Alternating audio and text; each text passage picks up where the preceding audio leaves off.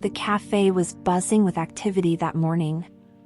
The aroma of freshly brewed coffee mingled with the sound of clinking dishes and murmured conversations. Emily moved quickly, her notepad in hand, balancing the demands of a packed dining area with her ever-present smile. She loved her job despite its challenges. To her, it wasn't just a means to an end, it was a stepping stone toward her bigger dreams. Most customers were regulars, friendly faces who appreciated her efficient service and warm demeanor. But today, among the crowd, someone stood out like a sore thumb. Martin strode in wearing a tailored suit that screamed money. He didn't belong in the cozy cafe with its mismatched chairs and warm, rustic decor. He exuded impatience as he scanned the room, frowning as though the very ambience offended him. When Emily approached his table to take his order, he barely glanced at her, his tone clipped. "Just a black coffee.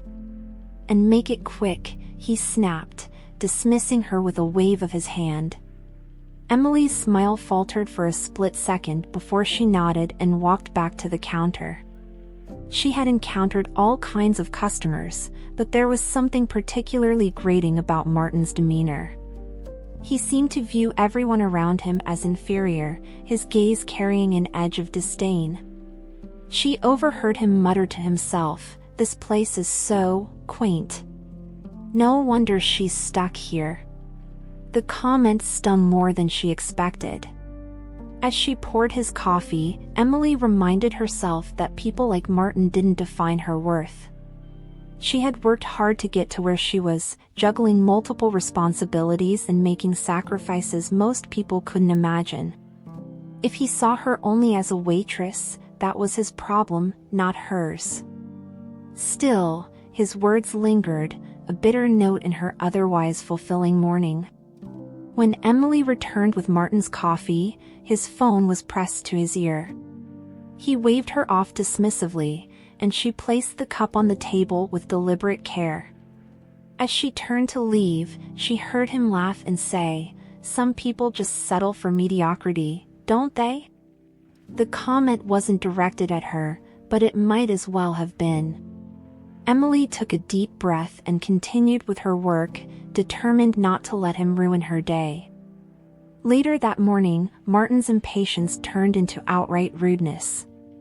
His coffee had gone cold while he was engrossed in his phone call, and he demanded a fresh cup as though it were his God-given right. "Do you expect me to drink this?" he sneered, shoving the mug toward her.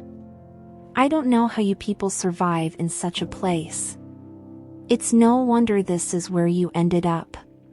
The cafe fell silent for a brief moment as the other patrons glanced at the scene unfolding. Emily felt the heat of embarrassment creep up her neck but refused to give him the satisfaction of a reaction. "I'll get you a new cup," she said evenly, her voice calm but firm. She walked away with the mug, her hands trembling slightly. Behind the counter, her colleague Sarah whispered, "You don't have to put up with that, you know." Emily shook her head. "It's fine. He's just another customer." But deep down, she wasn't sure if she believed her own words. She felt the sting of his contempt, not because she cared about his opinion, but because it reminded her of every struggle she had faced to keep her dreams alive. That evening, Emily sat at her small desk in the corner of her modest apartment. The sound of traffic hummed in the background as she flipped through her textbooks. She was pursuing a degree in business management, attending night classes after her shifts at the cafe. Her dream was to open a community art center, a place where people of all ages could find inspiration and healing through creativity. The cafe job was just one of the many stepping stones toward that goal. Emily had grown up in a working-class family, where every penny mattered. She had learned the value of hard work early in life, and though her path was far from easy, she took pride in the journey. If Martin knew anything about her story, he might have thought twice about his comments. But then again, people like him rarely looked beyond the surface. As she studied, her mind drifted back to Martin's words. They had cut deeper than she cared to admit, not because they were true, but because they echoed the doubts she sometimes battled herself. Shaking her head, Emily refocused on her work.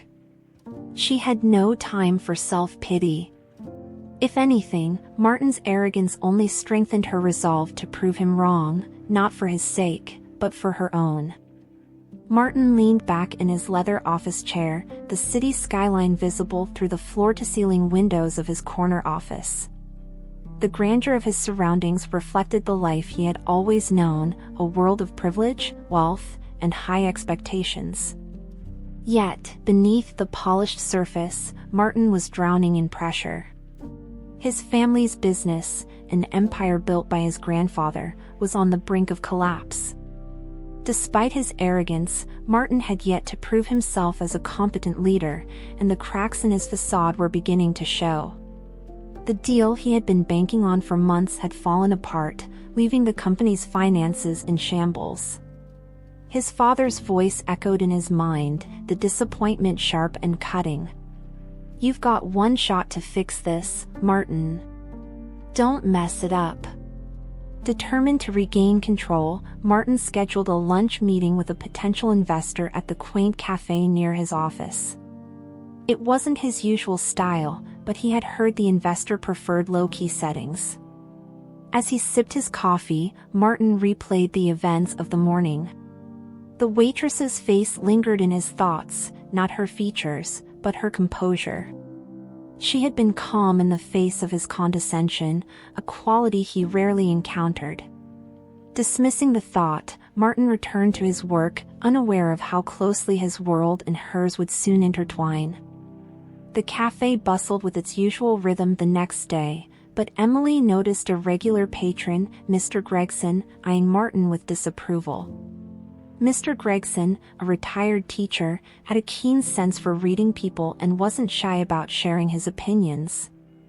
As Martin barked another demand, Mr. Gregson leaned over and said, "Son, you might want to tone it down. Life has a funny way of humbling the arrogant." Martin glanced at the older man, his expression incredulous. "And who are you? Some philosopher of this charming little cafe?" he retorted, his tone dripping with sarcasm. Emily watched from the counter, a mix of amusement and admiration for Mr. Gregson's boldness. She decided to focus on her work, letting the moment pass. As Martin left the cafe, Gregson turned to Emily with a knowing smile. "People like him think they're untouchable until life teaches them otherwise. Mark my words, young lady, he'll learn." Emily smiled politely but didn't dwell on it. She had enough on her plate without worrying about customers like Martin. That evening, as Emily closed the cafe, Sarah joined her at the counter. "You handled that guy better than I would have," Sarah said, wiping down the coffee machine. Emily chuckled softly. "He's not worth the energy. People like him don't define me." Yet, her words masked the sting of his remarks, which lingered longer than she cared to admit. As they locked up, Emily shared her plans to attend a business seminar over the weekend. "It's about starting community initiatives," she explained, her eyes lighting up with excitement. Sarah nodded, impressed by Emily's determination. "You're going to make it big someday, Em." "I know it." Emily smiled, her friend's encouragement warming her heart. She couldn't control the opinions of people like Martin, but she could control her response to them. And for Emily, success wasn't about proving others wrong, it was about proving herself right. Saturday arrived, and Emily attended the seminar in a modest conference hall downtown. The air buzzed with energy as aspiring entrepreneurs exchanged ideas and networked. Emily felt inspired as she listened to speakers share their journeys, each story a testament to resilience and creativity. She jotted down notes, her mind racing with ideas for her art center. Meanwhile, Martin found himself in the same building for a networking event hosted by a potential investor. The event was worlds apart from the seminar Emily attended, with lavish hors d'oeuvres and a string quartet serenading the attendees. Yet, as Martin wandered the halls during a break, he passed by Emily's conference room and saw her animatedly discussing her plans with a group of attendees. For a fleeting moment, he was struck by her passion and conviction. She seemed so different from the quiet waitress he had dismissed earlier in the week. Martin hesitated, then shrugged off the thought, returning to his event. But the image of Emily's determined face stayed with him longer than he expected. On Monday morning, Martin returned to the cafe, this time for a meeting with a junior client. He had reluctantly chosen the location at the client's insistence, despite his disdain for the charm of the place. As he waited, his impatience grew. He waved Emily over, barely concealing his irritation. "Can you move this along? Some of us have real work to do." Emily's calm demeanor didn't falter. "I'll be right back with your order," she replied. But this time, her composure caught Martin off guard. He had expected her to be flustered, but instead, she seemed unfazed by his attitude. When she returned with his coffee, she placed it on the table with deliberate care and said, "Anything else you need, let me know." As she walked away, Martin's client arrived and greeted Emily warmly. "Good morning, Emily. I didn't know you worked here." Emily smiled, but Martin stiffened. The client's familiarity with her unsettled him, leaving him to wonder who this waitress truly was. Martin's company, Barrington Enterprises, was in turmoil. The failure of his last deal had left the board restless, and whispers of potential bankruptcy were growing louder. Despite his polished exterior, Martin felt the pressure bearing down on him like a lead weight. Desperate to secure funding, he reached out to every potential investor he could find, only to be met with polite rejections or outright disdain. One day, his assistant rushed into his office, a glimmer of hope in her eyes.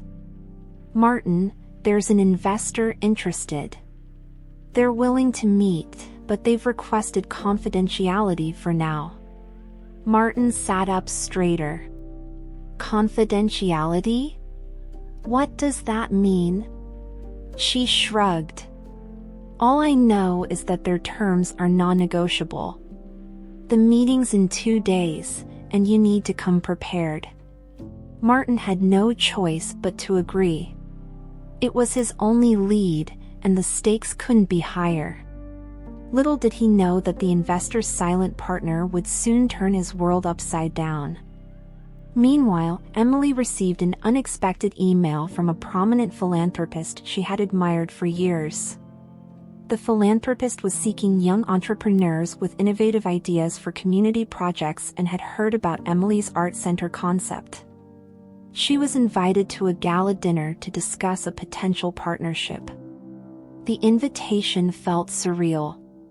Emily's hands trembled as she read it over and over, doubting whether she was truly ready for such an opportunity. She had always worked in the background, quietly building her plans, but now she was being thrust into the spotlight. This could change everything, she whispered to herself. That evening, Emily sat in her tiny apartment, drafting a presentation. She was determined to make an impression, not just for herself but for the countless people who would benefit from her vision. The night of the gala arrived, and Emily stepped into the grand ballroom, her simple but elegant dress a stark contrast to the opulence around her.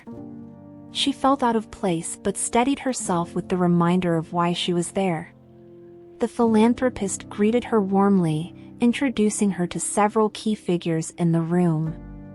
Across the ballroom, Martin mingled with investors, his charm on full display. He was there for his confidential meeting, and his desperation was masked by a confident smile. When his eyes landed on Emily, he froze. She was no longer the waitress from the cafe. She was poised, engaged in animated conversation with people who seemed far more important than he expected. For a moment, he considered approaching her, but the thought of seeing her in this new light unsettled him. Instead, he stayed in the shadows, watching as she moved effortlessly among the crowd. The next morning, Martin walked into the private conference room of a sleek downtown office building. The investor was waiting for him, a composed and confident woman who greeted him with a firm handshake. After the pleasantries, she introduced the silent partner who had co-designed the proposal. To Martin's shock, Emily walked in, her presence as commanding as the investors. Martin's jaw tightened as he tried to process what was happening. "You?" he blurted out, unable to mask his disbelief. Emily met his gaze, her expression calm but firm. "Yes, me. Shall we begin?" As the meeting progressed, it became clear that Emily wasn't just a partner, she was the visionary behind the proposal. Martin struggled to keep his composure as she outlined her plans with clarity and confidence, earning the investors' admiration. For the first time, Martin realized he had grossly underestimated her. The dynamic in the room was palpable. Martin, once so sure of his superiority, now found himself on uncertain ground. Emily, on the other hand, exuded confidence, her every word underscoring her passion and expertise. The investor leaned in, nodding thoughtfully as Emily spoke. When it was Martin's turn to present, he stumbled through his pitch, distracted by Emily's presence. His usual charm fell flat, and the investor's lackluster response only heightened his frustration. He couldn't believe the waitress he had dismissed was now holding the power to determine his company's fate. As the meeting concluded, the investor announced, "I trust Emily's judgment completely. If she's on board, I'm on board." Martin felt his stomach drop. The decision was no longer in his hands, it was in Emily's. After the meeting, Martin lingered in the conference room, unable to leave without confronting Emily. "You planned this, didn't you?" he accused, his voice laced with bitterness. "You wanted to humiliate me." Emily raised an eyebrow, her composure unshaken. "Humiliate you? No, Martin. Life has a way of humbling people who need it. I'm here because I worked for this, not to settle some petty score." Her words cut deep, and for the first time, Martin saw himself through her eyes, arrogant, entitled, and blind to the potential in others. He left the room without another word, his mind racing with a mix of shame and determination. The next day, Martin found himself pacing outside the cafe, unsure of how to approach Emily. He knew he owed her an apology, but the thought of admitting his faults terrified him. When he finally walked in, he saw her wiping down tables, just as she had the day they met. "I need to talk," he began awkwardly, his voice quieter than usual. Emily looked up, her expression unreadable. "I was wrong," he continued. "About everything. About you." He struggled to find the right words, but Emily nodded, her silence encouraging him to continue. "I judged you unfairly, and I see now how wrong I was. I'm sorry."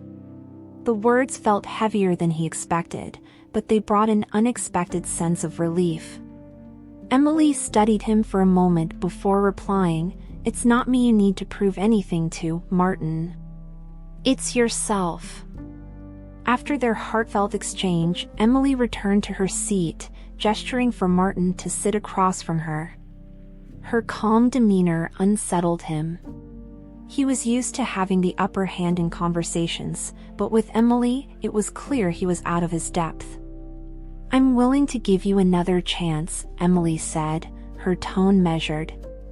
"Not because you deserve it yet, but because I believe in second chances for people who are willing to change."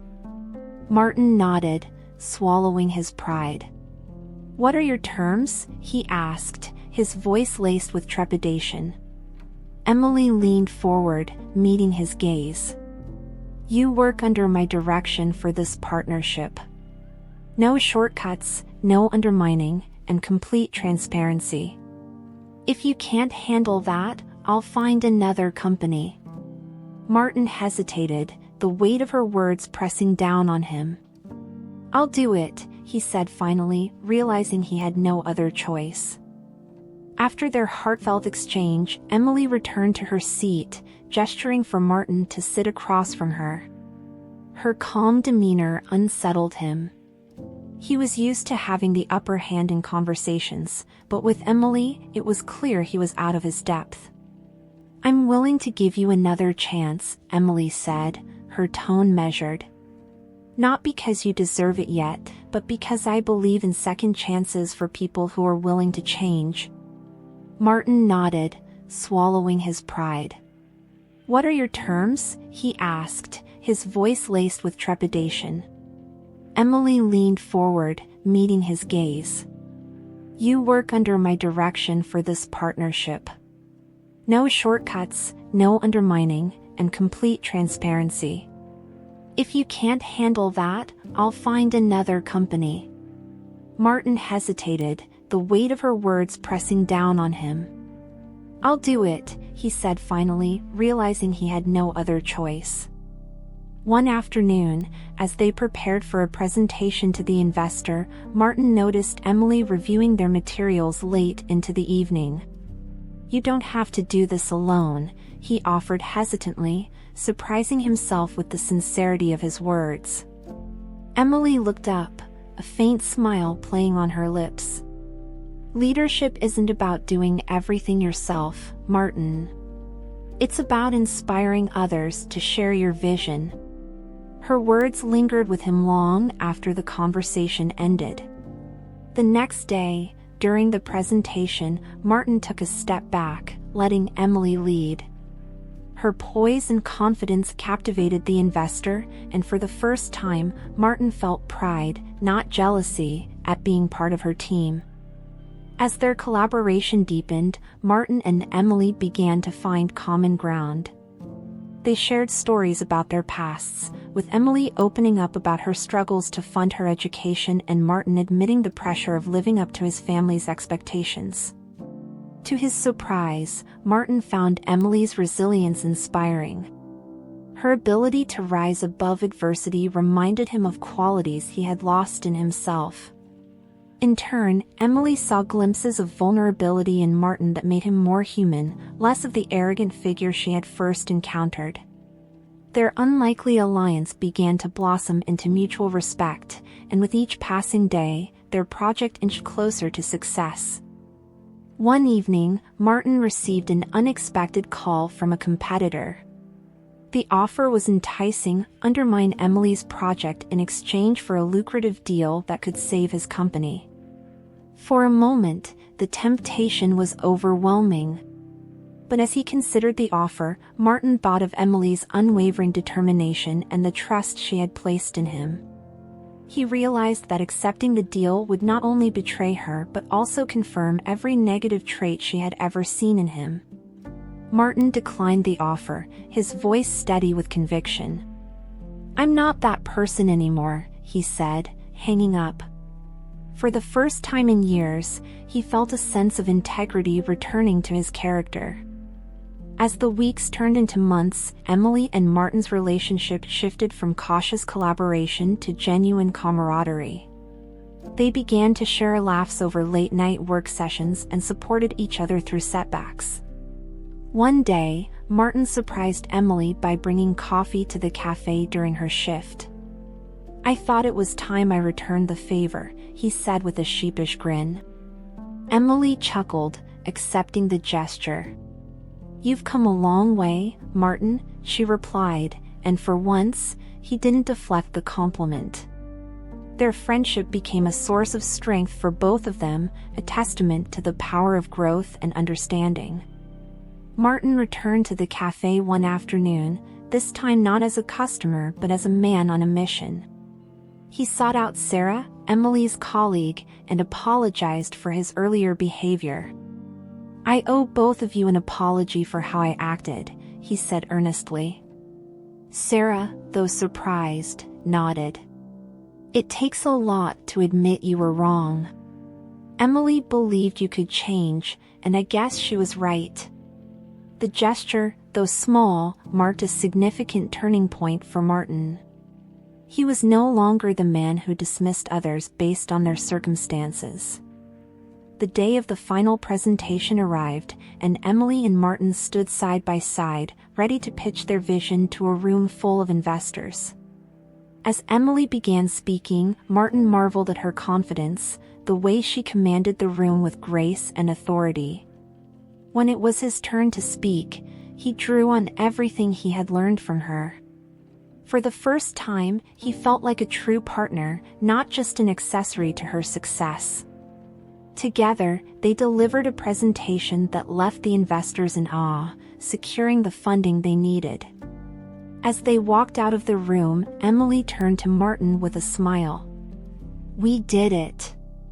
Martin nodded, realizing that their success was a testament to what they had achieved together. The partnership's success became the talk of the industry, and Emily and Martin were invited to a high-profile event to discuss their journey. The room was filled with influential figures, reporters, and investors eager to hear their story. When the spotlight turned to Martin, he took a deep breath. "The truth is, I wasn't always the person I am today.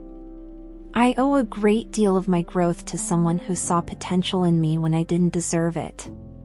He turned to Emily, his voice steady. "Emily taught me about resilience, integrity, and the importance of seeing beyond surface judgments. She's not just my partner, she's my inspiration."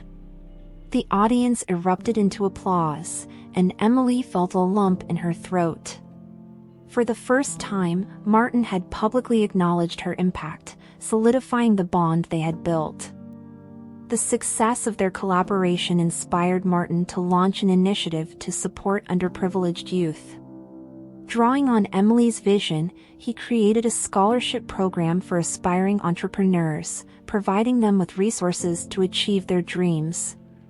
Emily was deeply moved when Martin asked her to be the face of the initiative. "This is your idea," she said softly. "You've always cared about making a difference." Martin shook his head. "I couldn't have done this without you." The program quickly gained traction, with dozens of young people applying for scholarships. As they reviewed the applications together, Emily felt a renewed sense of purpose, knowing their work was leaving a lasting impact. Months later, Emily achieved a milestone she had been dreaming of for years, opening her community art center. The ribbon-cutting ceremony was a joyous occasion, attended by friends, supporters, and even some of her regular customers from the cafe. As Emily stood on the stage, she looked out at the crowd and spotted Martin in the front row. He gave her a small nod of encouragement, and she smiled, grateful for how far they had come. "This center isn't just about art," she said, addressing the audience. "It's about creating a space where everyone feels valued, no matter where they come from." The crowd erupted into applause, and Emily felt a sense of fulfillment she had never known before. One evening, Martin visited the art center unannounced. He wandered through the gallery, admiring the work of local artists who had found a platform through Emily's vision. When she spotted him, she walked over, surprised to see him there. "I just wanted to say thank you," Martin said, his voice sincere. "Not just for helping me professionally, but for showing me what it means to truly grow as a person." Emily nodded, her expression warm. "We've both come a long way, haven't we?" Martin chuckled. "You more than me, but yeah. I think we have."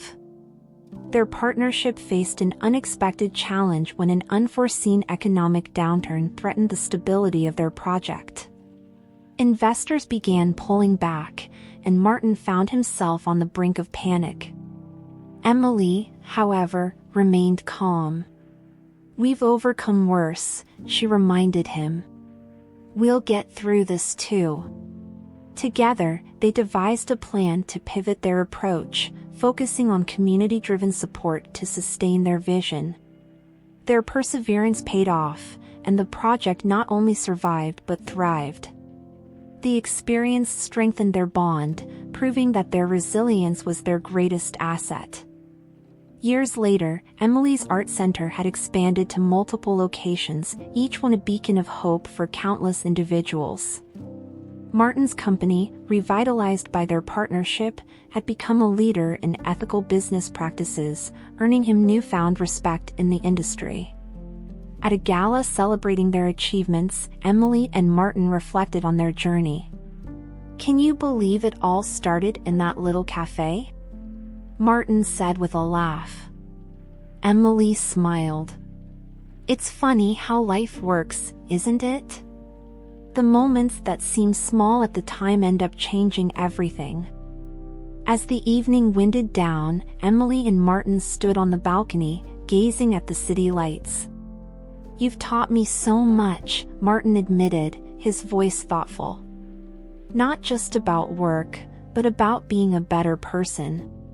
"And you've shown me that people can change," Emily replied. "It's not always easy, but it's possible." Their story had been one of transformation, of turning moments of arrogance and humiliation into lessons of humility and strength. As they parted ways that night, both felt a deep sense of gratitude for each other, for their journey, and for the unexpected twists of fate that had brought them together.